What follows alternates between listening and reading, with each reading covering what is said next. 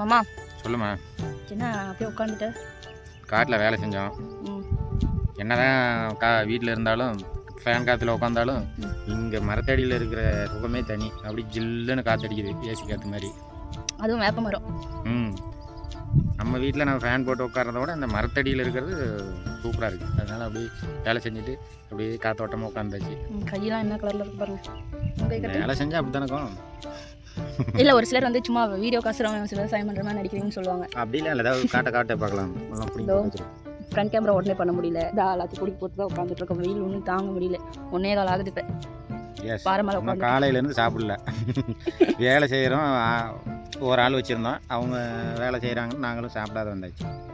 பூச்செடியில் பூவை எடுத்துகிட்டு பூவை கொண்டு மார்க்கெட்டுக்கு கொடுத்துட்டு உடனே வேலை செய்ய வந்தோம். லொட்டேட்ரி ஓட்ட வந்துச்சு, அதுக்கு காடை க்ளீன் பண்ணி விட்டு லொட்டேட்ரி ஓட்ட விட்டுட்டு உடனே ஆள் வந்ததும் ஆள் கூட ஒரு ஆள் செஞ்சே ஆகணுன்றதுக்காக வந்தாச்சு. ஏன்னா ஒரு பூ கொண்டு போயிட்டாரு, வேறு யாரும் வீட்டில் இல்லை, நான் மட்டும் தான் இருந்தேன். நான் அப்படியே வந்துட்டு சமைக்கல, சாப்பிடுவோம். இல்லை, ஒரே ஒரு டீ மட்டும் தான் சாப்பிட்டோம். அப்புறம் தண்ணி வேணுங்கிற வரைக்கும் வயிறு பசிக்கிற மாதிரி இருந்தால் தண்ணி குடிச்சிட்டு அவ்வளோதான். இதுதான் எங்கள் லைஃப். வேலை செய்ய வேண்டியதுதான். ஏன்னா செடியில் வேற அந்த பூச்சி நோய் விழுக போகுது. அந்த பூச்சி விழுந்தால் செடி காடே அழிஞ்சு போயிடும். அதனால் இப்படி சாப்பிடாத கூட வேலை பார்த்துட்டு இருக்கோம். ஆமாம். ஓகே, பாய்.